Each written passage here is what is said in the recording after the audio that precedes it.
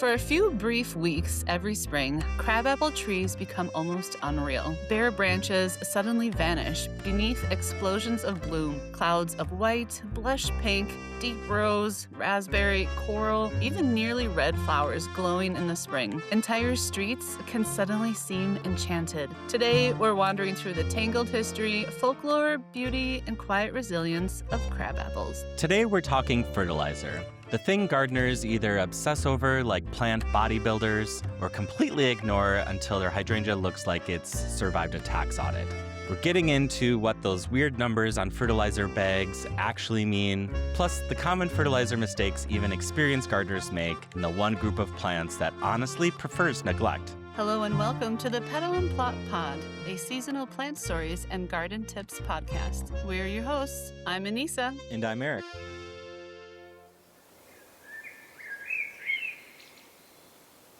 In Japan and across parts of Europe and North America, flowering crabapples become symbols of spring itself, cousins to the famous cherry blossoms, but often lasting longer and richer in fragrance. Some varieties smell like honey, others carry hints of spice, rose, violet, or clove. On warm evenings, old crabapple trees can perfume an entire garden, and the sound beneath them is just as beautiful. Bees absolutely adore crabapple flowers. Native bees, honeybees, bumblebees, tiny metallic sweat bees all tumble through the blossoms in a kind of joyful chaos. They bloom during the fragile threshold, when the earth is still half asleep, when cold nights still threaten frost, and when people are desperate for color after winter. One week, there's bare branches, the next, a cathedral of flowers, and then, just as suddenly, the petals begin to fall. Rainstorms of pink and white drift across sidewalks and grass like confetti or snow. Wind carries them down entire streets, and then it's over. Victorian gardeners became obsessed with flowering crabapples for this exact reason. By the 1800s, ornamental crabapples were being bred not only for fruit, but for blossom color, fragrance, leaf shape, and even the way the petals fell in the wind. Some old estate gardens featured entire alleys lined with flowering crabapples designed specially for spring walks. It sounds like something from a fairy tale, but people truly built gardens around that experience. Do you have a favorite crabapple walk to go to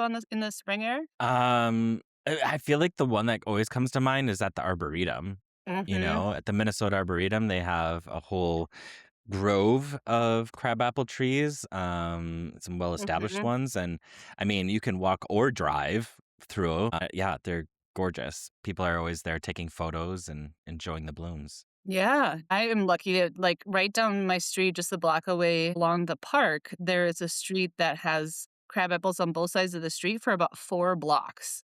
And so, Yeah. believe you me, I am walking the dogs up and down that street right now. And there's even a crabapple festival that one of the neighbors started a long time ago, and I think it Mm, honors a neighbor that is no longer with us. yeah. Because I saw a poster for it. I've never actually been to it, but I was like, oh, there's a crabapple tree festival on this Yeah. street. No, that's cool.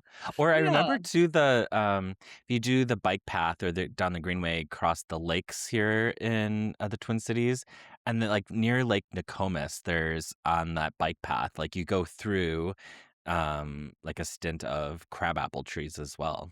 Oh, yeah. And they have those big weeping willows. Those are Yeah, so pretty. those are cool. Thousands of years ago, before orchards were planted in neat rows, before apples became sweet enough for pie, there were crabapples. Wild apples once grew across enormous stretches of Eurasia and North America. Most were small, sour, bitter, or hard as wood. And unlike many fruits, apples refuse to grow true from seed. Plant the seed from a sweet apple, and you won't necessarily get another sweet apple. You'll get a genetic gamble, often something small, sharp, or nearly inedible. In other words, every sweet apple in history is essentially a carefully selected mutant crabapple. Long before modern agriculture, wild apple forests spread through the mountains of what is now Kazakhstan. Some trees produced fruit the size of cherries, and others grew apples nearly as large as modern varieties. Bears, horses, deer, and humans all helped spread them around. Scientists believe giant Ice Age mammals may have shaped apple evolution. Large fruit evolved partly because enormous animals could swallow the apples whole and carry the seeds for miles. Imagine mammoths wandering through ancient apple forests. As trade routes formed across Asia and Europe, travelers carried apple seeds with them. Along the Silk Road, apples mixed and crossbred endlessly. Wild crab apples from Europe hybridized with Asian species. Romans grafted better varieties, and sweetness wasn't even always the goal. In many cultures, crab apples were valued precisely for their sharpness. Their tart flavor made excellent preserves, their high pectin helped jams and jellies set naturally, and fermented crab apples produced ciders with a deep, complex flavor. Throughout Northern Europe, crab apples were a critical, versatile food source. They were eaten fresh, dried for winter storage, and used to create beverages. In some regions of England, old sayings warned that the best cider apples were nearly inedible raw. Spitters make bitters, cider makers used to say. Crab apples also carry deep folklore.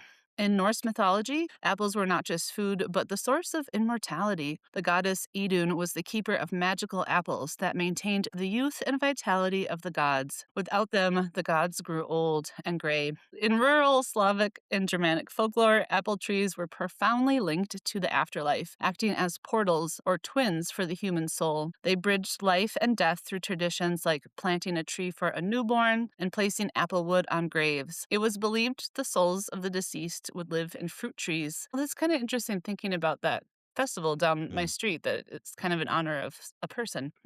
Oh, well, that's cool. Yeah, yeah. In Slavic traditions, a small apple tree was carried ahead of the coffin and planted on the grave, substituting for a cross, and believed to connect the deceased to the living. Across Celtic traditions, the apple is strongly associated with the mystical otherworld. The legendary Isle of Avalon translate to Isle of Apples, a magical place where King Arthur was healed. Tiny wild apples often appeared in stories involving witches, ghosts, or crossroads. Do you have a favorite story involving an apple, Eric?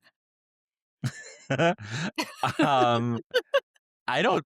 n- I feel like the only one that really comes to mind is like Snow White, right? No, yeah, But I mean, she was given a poison apple, so that's not yeah. like that's She like was the tricked. negative side of apples. Uh-huh. Yeah. Yeah, and that's a really good story too, honestly. Like, it seems like maybe overdone in our culture, but in terms of Mm, storytelling, I think that's a really great story. yeah. Or the other thing I was thinking, not necessarily a story, but like, the saying an apple a day keeps the doctor away, like as if an apple makes you healthy. Yeah. And I'm trying to remember what Johnny Appleseed did. I know he spread apple seeds, but I don't remember anything else about that story. I would have to Google that. What was he doing exactly? What was he doing? What was Yeah. Johnny Appleseed doing? Yeah. Yeah. North America also had its own native crab apples that were used medicinally and as food. And when European colonizers arrived carrying the domestic apple seeds, the trees rapidly hybridized with native crab apples, which means many old wild apples growing in North America today are genetic mosaics, part orchard apple and part wild crab apple. Modern sweet apples, Malus domestica, were cultivated from a wild Asian crabapple, Malus cyrusy, with further crossbreeding from European wild crabapples. All apples belong to the Malus genus, part of the rose family, making standard crabapples and sweet domesticated apples close relatives. Eric, I think the rose family is too big. There's too many things in the rose family. Too many family members? Is that what you're saying? Yes, yes, there's like 3,000 trees, shrubs, and herbs that are in the Yeah. rose family. Yeah, we talked It's, about that at when we were doing the strawberries and roses episode around Valentine's Day. yeah. Um, but yeah, so like apples, pears, stone fruits, cherries, Mm. peaches, plums, berries, raspberries, blackberries, also cotoneasters, mountain ash, Wow. spirea, geums, potentilla, lady's mantle, Even Lady's Mantle? even lady's mantle. Shh. Who knew that Lady's Mantle married into the Rose family? Yeah. How do you get into the Rose family is the bigger R- question.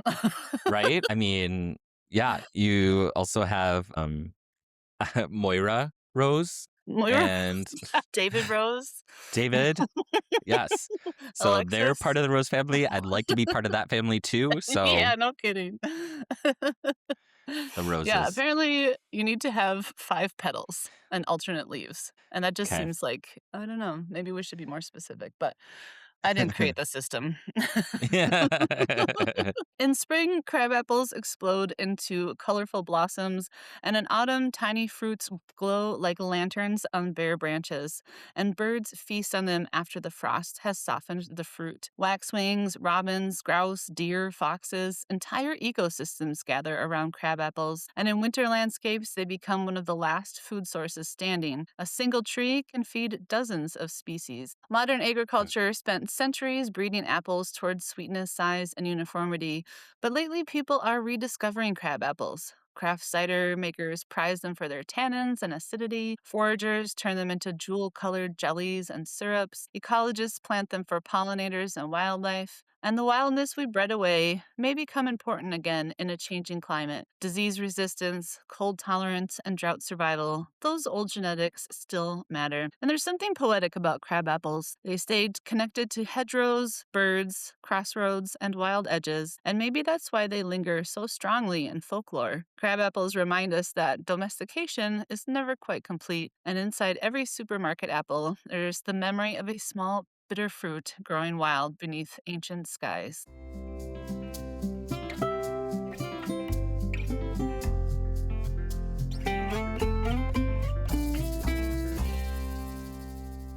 All right, let's dig into fertilizer because this is one of those gardening topics that feels weirdly complicated at the garden center. You walk in for one bag of compost, and suddenly there's 50 kinds of fertilizer with numbers, spikes, liquids, granules, bloom boosters, root stimulators, fish emulsions. But once you understand what fertilizer actually does, and more importantly, what it doesn't do, gardening gets a whole lot easier. And honestly, fertilizer is kind of like coffee for people. A little at the right time, fantastic. 12 cups at midnight, regret. So, what is actually fertilizer? So, it's simply like plant food. It's nutrients plants use to grow. Plants mainly get sunlight, water, air, and nutrients from the soil. And fertilizer is really those supplements that go into the soil that might be lacking. So, what about those three numbers? Aneesa, do you know the three numbers and what they are? Nitrogen, phosphorus, and shoot, I'm blanking on the third. What's the third one? Potassium. Potassium. Ah, I gotta remember bananas. B plus. So when you see the numbers like 10, 10, 10, that means 10% nitrogen, 10% phosphorus, and 10% potassium. And so each nutrient does different things. Nitrogen, the first number, promotes leafy green growth. Lawns love nitrogen. Annuals and tropicals often benefit from more nitrogen. But too much nitrogen can cause giant floppy growth, weak stems, and fewer flowers. So too much nitrogen is basically giving your plant pre-workout and caffeine and then wondering why it's acting weird. Phosphorus, the second number or middle number, promotes root development, flowering, and fruit production. So great for tomatoes, flowering annuals, newly planted roots. And potassium, the third number, is for overall plant health, stress tolerance, cold tolerance, disease resistance. It's especially important for trees, shrubs, and evergreens, and plants that are maybe handling drought or winter stress. Aneesa, have you gone into a garden center buying fertilizer and had a moment to be like, which one am I supposed to buy? Oh, definitely. Sometimes when there's too many options, I feel like when there's a lot of different brands, that can make it more confusing. But I was just saying Yeah. that I had gone into the garden store by my place has a pretty limited selection, and the way that it's Mm. organized is so easy to read that I just want to take a picture of it and have it as a cheat sheet on my phone. Yeah, right? Yeah, you say something. I mean, I appreciate a garden center that doesn't offer so many options because it gets too Mhm. confusing on which one am I supposed to use and for what. And it also sometimes just feels like a brand war where someone has a new fertilizer they think is better or has higher numbers and people are like, cool, I'm going to use that. That must like really work, right? And that's not always the Mhm. case. So some of the biggest fertilizer mistakes, number one would really be like over fertilizing because you can actually give it too much fertilizer. Have you experienced that, Aneesa, where you gave too much fertilizer to a plant? Well, Mm. I use green beans a lot to put nitrogen into my um vegetable garden, Yeah. and there's been a couple years where I think I maybe planted too many green beans, and I made, like, a little green bean jungle, and then I'm like, "Is this too much nitrogen?" Like, and I did Yeah. actually mean to test that this year. Well, you bring up a really good point too. There's other types of ways to add nutrients to the ground, right? That's not necessarily fertilizers. It can be like, cover crops that many people will do too, as well, to Mhm. add nitrogen back in. If you over fertilize, you will mainly see signs of like burned leaf edges, weak floppy growth, tons of leaves, but maybe no blooms. And even sometimes like salt buildup, like in pots, you'll see this like white ring as if there's like salt in it, which is actually just a leftover piece of the fertilizer. It really happens because it's promoting fast growth but weak cells. And so plants become dependent and roots don't really search deeply for other nutrients. So it's like raising a teenager who never learns to like do laundry because you just keep doing it for them, right? So the key point is like healthy soil matters more than like constant fertilizer. And we just did a podcast on this, right, Aneesa, of like soil health and mulching. It's really important to keep in mind that things like compost, mulch, that organic matter and soil biology, honestly, are more important than fertilizer. Because if you don't have good components of that, fertilizer is really not going to fix all your issues. And so you really need to invest really in like good soil first, and fertilizer is more like a temporary energy drink. Mhm. A little boost.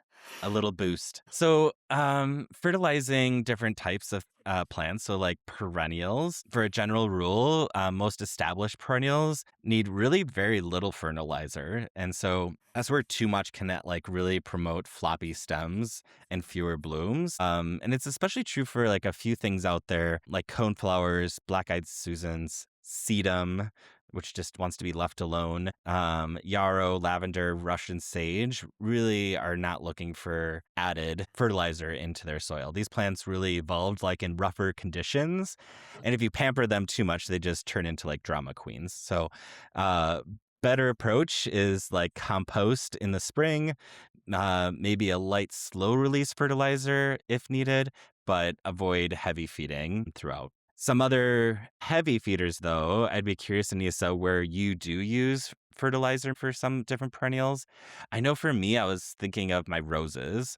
Like, I will feed my roses monthly through the summer, and it definitely promotes growth, but they're such heavy feeders. Yeah, I don't have roses, so, I usually just add compost to my perennials. I add flower Hmm. food to my annual pots, but, although I am growing dahlias this year for the first time, thank you, Kelly. So I Yeah. suppose I'll have to give those some food. Yeah, absolutely. Yeah, I feel like clematis is another one that'll take fertilizer if you wanted to. But again, I think compost and other things are just as good in many of those situations. So, other types of fertilizer you might use for annuals and containers is a little different. So, I feel like annuals are more like the marathon runners of flowering. They really like do nonstop blooms. So, like petunias, calibrachoa, geraniums, million bells.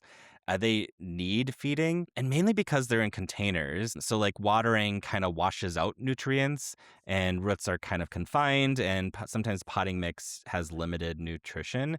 And so, utilizing like a slow release fertilizer at planting, and then maybe you do liquid fertilizing every 1 to 2 weeks is normal. Then those annuals will continue to produce blooms later into the season. Sometimes I don't even start some of that until like midsummer because it seems like that's when they actually need more of those nutrients. And I feel like you're also looking for things higher in phosphorus, which just helps that flower production comparatively. But it is important to say if a plant lacks sun, water, or deadheading, like fertilizer won't fix that, right? You can't put a plant in full shade, water it once a month, and then hit it with a bloom booster and expect like the Chelsea flower show, right? So you need to have all those components. Do you, fertilize your annuals too, Anissa? Yeah, I do. I have a flower food for them. Yeah, do you do a liquid or like a slow I do, release? granules. Yeah. I'm trying to think of I think it was a 545 or something like that. Mhm.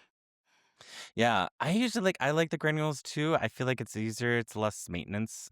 I also was gonna talk about like the spikes. I feel like I've heard people talk about like the fertilizer spikes to just Uh-huh. push into the ground as like a slow release. Have you used those before? I have used those for shrubs, Mm. um, but I've also heard people, like, talk badly about those spikes, so I'm not Yeah. sure if Uh, they're a good yeah, idea. I'm gonna talk badly about them. I'm gonna shame the spikes. I mean, my opinion, just of one, right? And maybe this is what some people may say too, but I have used it in the past, but I also feel like my logic is when I do regular fertilizer and like spread a low, a granular forecast or sorry a fertilizer, I feel like I go around the whole drip line, but like the spikes I just put in like 1 2 spots, and in my mind I'm like it's not covering all the places where the those fine feeder roots are. I mean it's probably getting something, but I'm just jolting it maybe in one spot, and I don't know if that has an impact as opposed to just doing like a slow release on the top maybe instead, but take it Yeah, or it leave it. doesn't seem to be, like, any easier or less work than just sprinkling fertilizer on top of the root It kind system. of isn't. And sometimes it's a little tricky to get those spikes in the ground and you end up breaking them if you don't do it right. Like, I think it has a little plastic thing and you have to, like, hammer it in kind of thing, so I don't know. So more work. Maybe it's more work. So trees and shrubs. So established trees and shrubs often need little fertilizer, especially if they're mulched properly and in good soil and growing normally. Because over like fertilized shrubs can lead to that fast weak growth, winter damage, and fewer flowers. Hydrangeas, as an example, too much nitrogen creates these massive leaves and few blooms. The best time to really fertilize these things is really in early spring. You want to avoid the late summer heavy fertilizing because things are going dormant. So you don't want to promote new growth that could possibly get damaged when we start to get our frost. I think the last thing I was going to talk about just was around like organic versus synthetic fertilizers. And so both are out there. Synthetic fertilizers, there can be pros. They're very fast acting, predictable, and usually cheap. But the cons, I feel like they're easier to overdo. They can burn plants and it doesn't really improve the soil.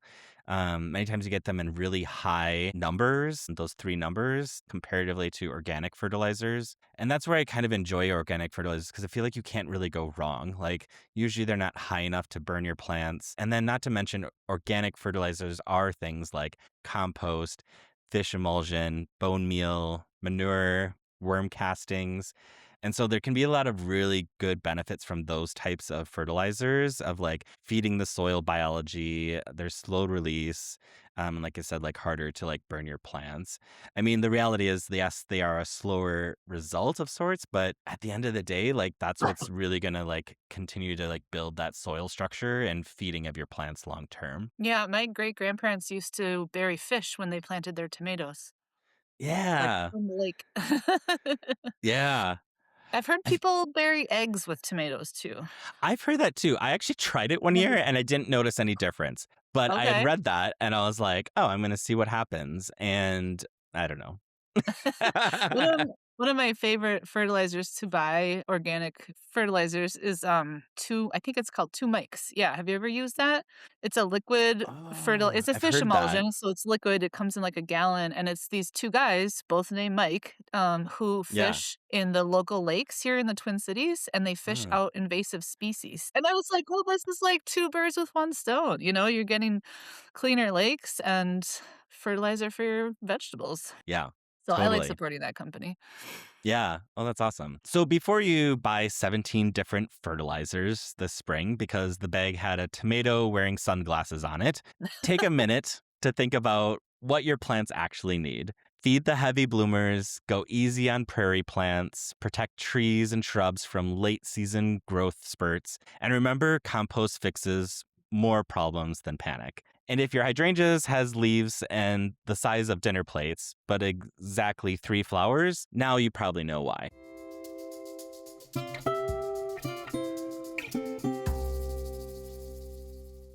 Hey, Aneesa, do we have a listener question for today? Oh, yeah, we do. Let me see here. Okay. Clara writes in and asks, I want to start a compost bin in my backyard this year. How do I go about DIYing one? Ooh, Oh, I like this question. Do you have yeah. you have I compost in your backyard? I do not. I have tried of sorts. I feel like the problem I have is I have way more plants than I have space, and so like Yeah. compost has no space. So, Yeah, yeah, for sure. I have like my yard is a mhm, little bit longer, and there's a section yeah. on the north side of my garage that is perfect for a compost. And so I built mine out of old pallets, so made it for free. We used to have one, but now I have two because I don't like turning the compost. Like I just won't do it. Mm, I won't do it. So now I just need to have two. So like I rotate every other year with which one I dig from the bottom to get to the good stuff. yeah, But yeah, so you can really craft together as long as you can make a cube, you yeah, can start composting all your kitchen waste and yard waste. I know it's like helpful yeah. to do that like alternating brown greens.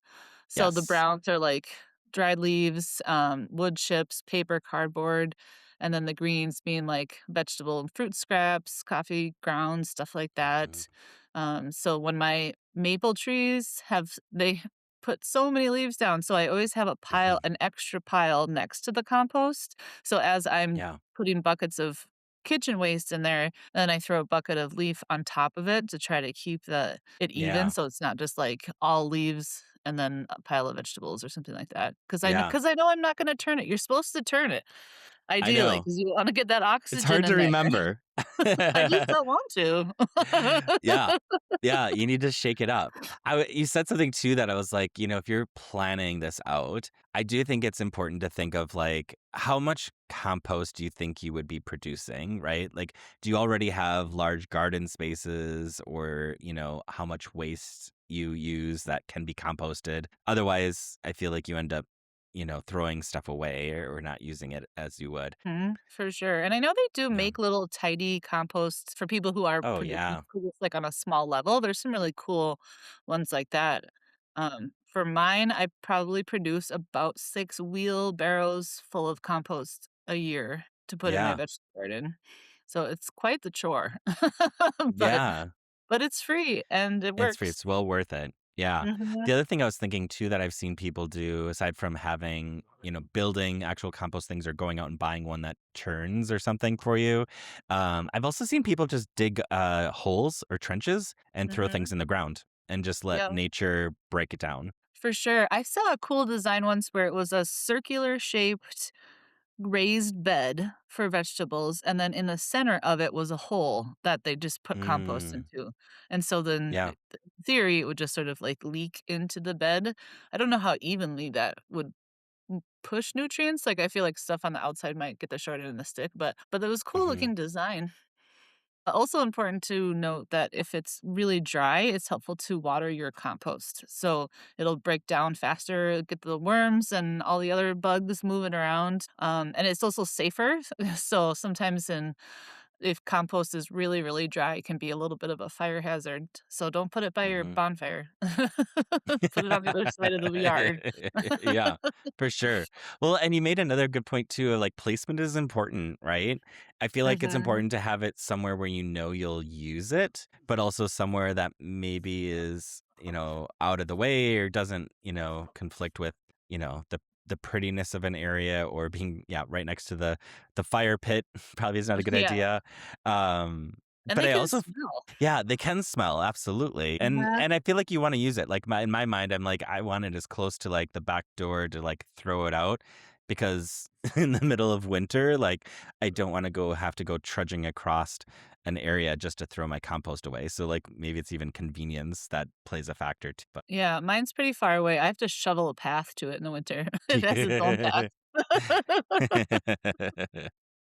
I think too it's helpful to put it where if you can put it in the shade, that's ideal, 'cause, the moisture level will stay higher if it's in shade. Yeah, that's a good point, it doesn't need to be baking in the sun. I think that's a misconception that people think, "Oh, it needs to bake in the sun in order to break down." Guess I only only think of that for those like plastic barrel ones that you Hmm. turn the crank. I feel like I've heard people say the Yeah. sun breaks those, or the heat from the sun cooks the compost down, but I would do it openly, or I wouldn't do it for an open one. Sorry. Yeah.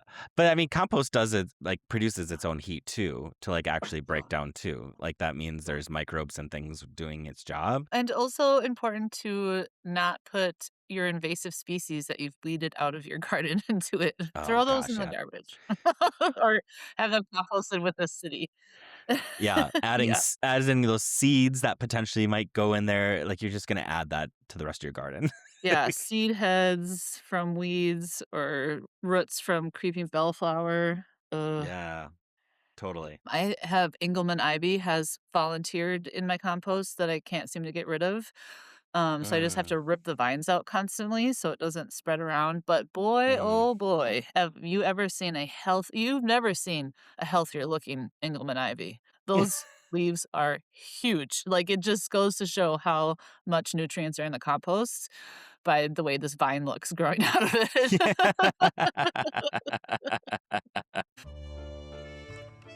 If you have a gardening question you'd like us to answer, please write to us at petalandplot@gmail.com. And if you enjoyed this episode, please share it with someone you know and click the follow button to hear our next episode. As garden designers here at Petal and Plot, we also offer year-round in-person and virtual gardening consultations and custom garden designs as well. Want to see more of what we're up to? Please follow us on Instagram at Petal and Plot.